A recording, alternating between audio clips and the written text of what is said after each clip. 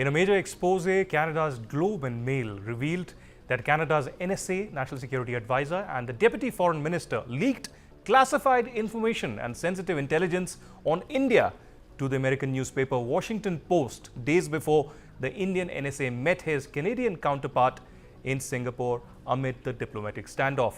Meanwhile, India's High Commissioner to Canada, Sanjay Kumar Verma, who was recalled recently, has said that India was backstabbed and treated in a most unprofessional manner by a country that is supposed to be a friendly democracy. Verma also said that a handful of supporters of the Khalistani have turned the ideology into a criminal enterprise, which indulges in a range of activities such as gang running and human trafficking, and yet the Canadian authorities turn a blind eye because they comprise a vocal electoral bank for local politicians. We also know now that Canadian and American Khalistani terrorists Gurpatwant Singh Pannu, who has been charged under the UAPA in New Delhi, has issued a fresh threat against India's High Commissioner to Canada, Sanjay Verma. Verma currently is in Delhi under security protection of the Delhi police. Pannu has also announced a major cash reward for Verma's location and travel details under the CIA watch. Pannu, in fact, has also threatened travelers who board Air India and other aircrafts between India and Canada. This brings us to the question that we are asking on the News9 Plus show tonight. Is Justin Trudeau's ego and myopic vision hampering India-Canada diplomatic ties?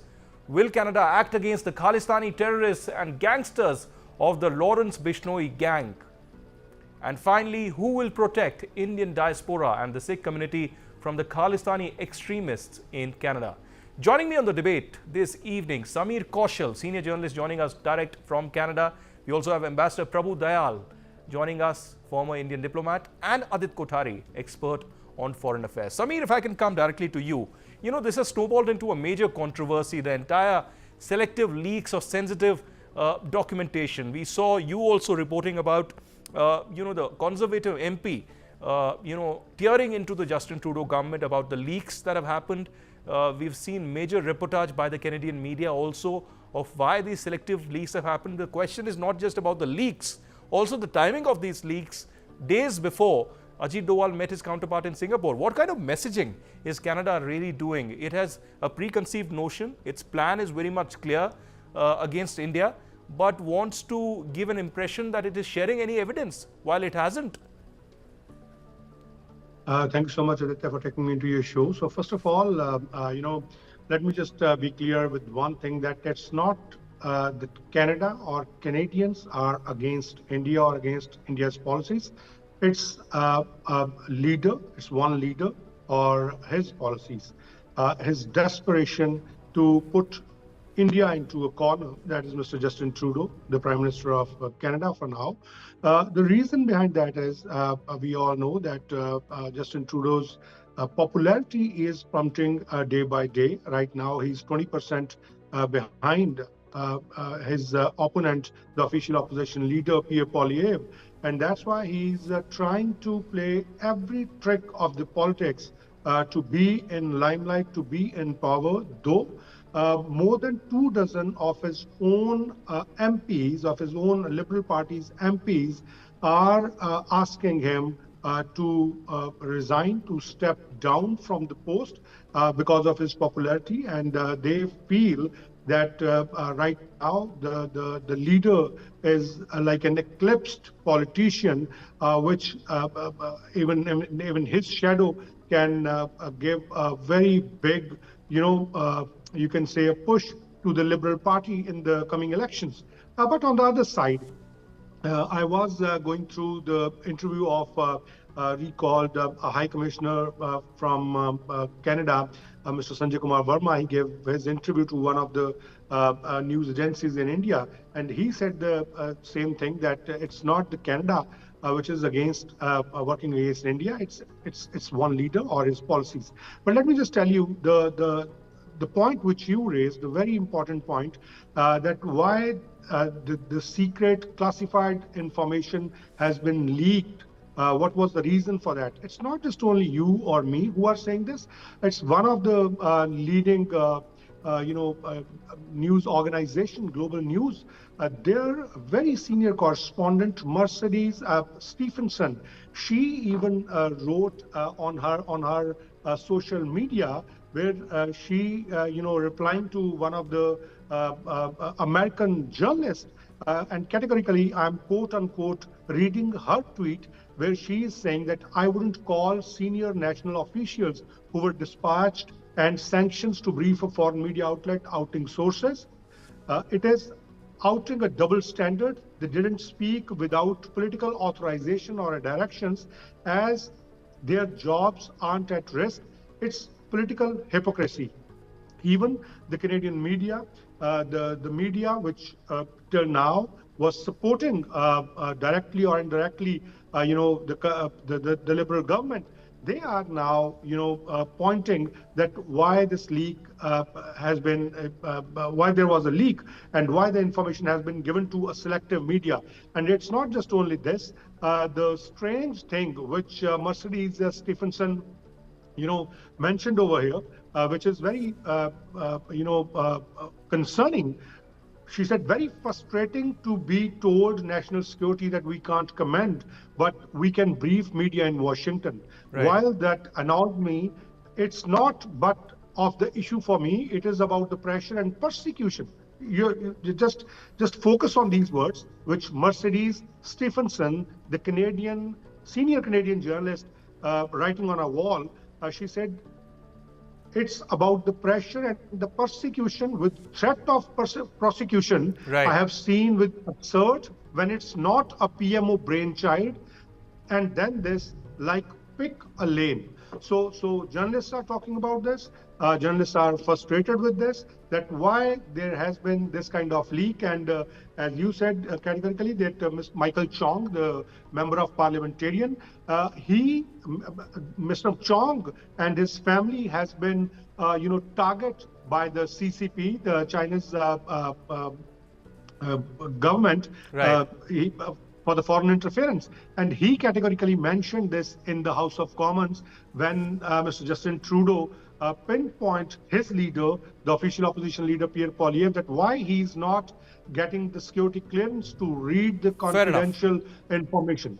Fair enough, Samir. I'll come back to you. Very important points there about the entire controversy with the selective classified leaks happening in Canada by the Justin Trudeau government. Ambassador Prabhudayal, how do you infer, how do you see this kind of a development? Do you think that Justin Trudeau, because of his ego, because of his myopic vision, because of his lack of understanding of diplomacy with India and importance of India, has compromised completely, has made up its mind that until the elections at least, if not more, he does not care about the diplomatic ties with India. He does not care about the Indo-Pacific. He does not care about trade ties with Indians or the large Indian diaspora in Canada. He will go on a warpath with India. He will go to appease the Khalistani extremists. And he also does not care about the gangland violence that is taking place in their own backyard.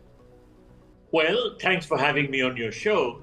As the previous speaker very rightly pointed out, Justin Trudeau is indulging in vote bank politics and is therefore allowing a wide range of anti-India activities to be carried out by the Khalistan supporters. You referred to the Indian High Commissioner, Mr. Sanjay Verma, who has been recalled and is back in India. Well, Mr. Verma has categorically said that Khalistan extremists are Canada's deep assets, and that Justin Trudeau has destroyed Canada's ties with India. Now, opinion polls currently show that Trudeau's popularity is going down, and that of his rival, the leader of the Conservative Party, is going up. That is why a number of Liberal Party MPs have written a letter to Trudeau asking him to resign. They know the sort of damage he is doing to Canada and to, of course, Canada's relations with India. Now, let me state categorically that Canada has become a hotbed for anti-India activities by extremist Sikhs. And many extremist Sikhs, including gangsters and terrorists from Punjab, have fled to Canada, and they have been granted citizenship by the Canadian government. And these extremist Sikhs are openly calling for the breakup of India and the creation of Khalistan. Let me mention that such extremist Sikhs have also attacked the Indian High Commission in Ottawa, and they had put up posters calling for the assassination of Indian diplomats, including the High Commissioner. So they are becoming a problem, but Justin Trudeau considers them as his asset because they work for him. They help him to get the support of some people, like, for instance, Jagmeet Singh Dhaliwal, who heads the New Democratic Party and had extended outside support to Justin Trudeau because Justin Trudeau was towing his line in regard to the issues which the extremist Sikhs want done for them. That is, they want, of course, to target India. They want to increase their own support base. And this is possible when Sikhs from India are allowed to come in Canada, and there they are indoctrinated by these extremist Khalistani supporters, and they end up getting visas and they become assets of the extremist Sikhs. So there is a big game going on, and Justin Trudeau had become party to it. The Canadians realize it, and I'm afraid that the relations with India are not going to improve as long as Justin Trudeau remains in power. All right, it is a great game, as you say, from Canada. But Adit Kothari, if I can really bring you in at this stage, one thing that was raised by Justin Trudeau at the Foreign Interference Commission was about Lawrence Bishnoi. Even before that, there have been claims that, Lawrence Bishnoi has been allegedly working for the Indian government, etc. But today, we've seen Indian government announce a 10 lakh reward for the information on Anmol Bishnoi, brother of Lawrence Bishnoi. Today, we've seen countrywide raids taking place in India, in which 10 sharpshooters of Lawrence Bishnoi have been arrested. What does this say about India and Canada? Is Lawrence Bishnoi working for the Canadian government led by Justin Trudeau or for the Indian government? Aditya, I don't know where to start from. For the past 3.5, 4 odd years, India has been harping on the fact that the Lawrence Bishnoi gang is a problem, and they have syndicates working within the domain of Canadian politics, and they must be held responsible. So much so, even the RCMP a week or so ago came out stating that yes, the Lawrence Bishnoi gang are possible and potential targets who could have been involved in this particular string of operations. This is something which the Indian government has been harping on for years.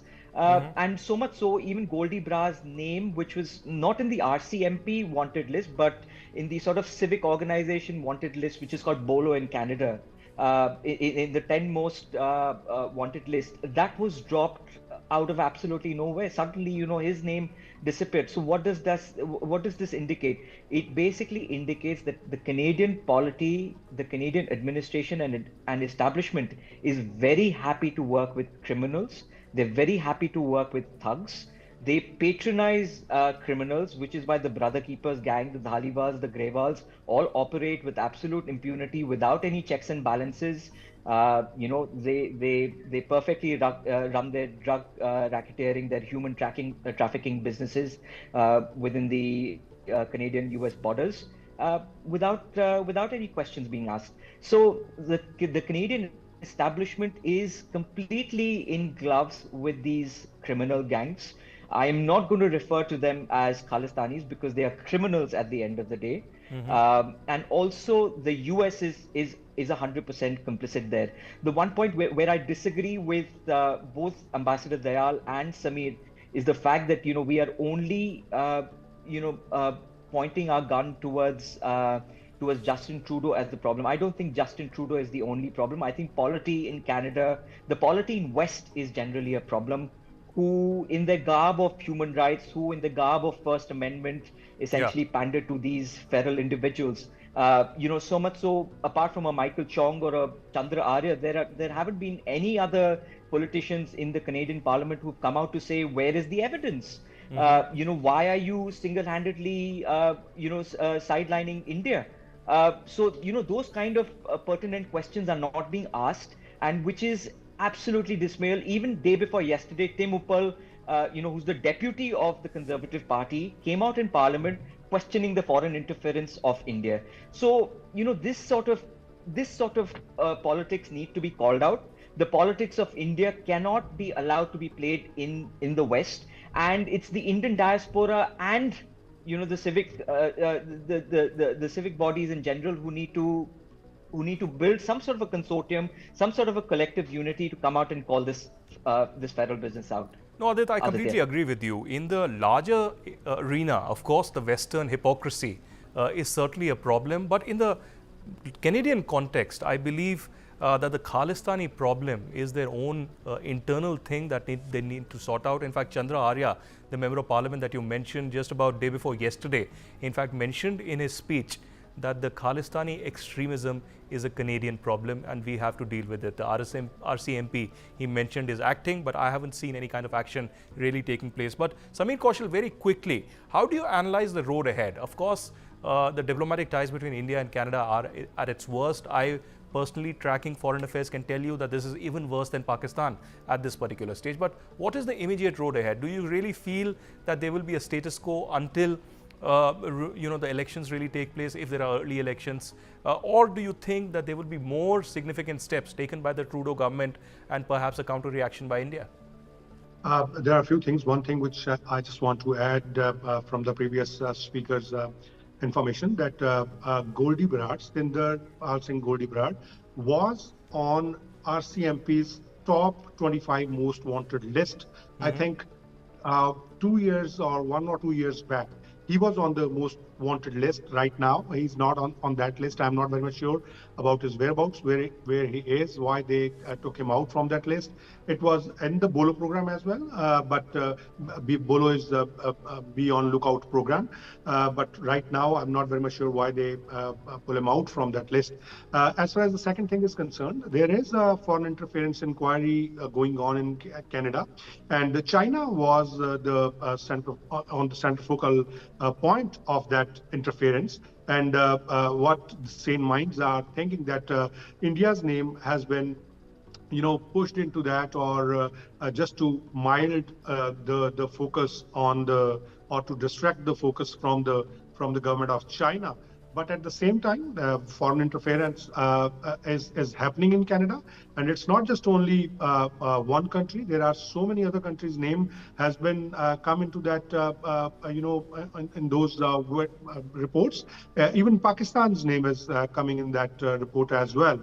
That for different reasons, even Pakistan is playing their part. As far as the question you asked, whether there's going to be any path, yes, even behind the curtains, or even it's not just only Mr. Justin Trudeau who is right now playing all the tricks of the politics. There are certain other leaders, as one of the speaker from this quorum, they said, Jagmeet Singh. He is also in the same team of Justin Trudeau. But on the other hand, Stephen Harper, the former Prime Minister, he and there are certain premiers like Alberta's premier, Saskatchewan's premier. They are into very good relations with India, and they and their teams are usually oftenly visiting Canada. Oftenly visiting India, especially Punjab and certain other places to do business. So there are things happening. There are people to people strong ties. But as far as because it's politics, and we know that Justin Trudeau is trying every trick to just hold his seat. So Canadians are watching all these things, and they will definitely make up their mind that where they want to vote in the next elections. Absolutely. Everybody is looking towards the elections in Canada and what will happen to the Indian and Canada diplomatic ties. At this moment, certainly, nobody is really going to go for peace, unfortunately, until there is decisive action against the Khalistani extremists. Ambassador Prabhu Dayal, Adit Kothari, and my friend Sameer Kaushal, thank you very much for joining us this debate. We'll continue to have you continuously. The Canadian Khalistani problem, terror in its backyard, is certainly going to be a top focus for us here. Thanks for watching.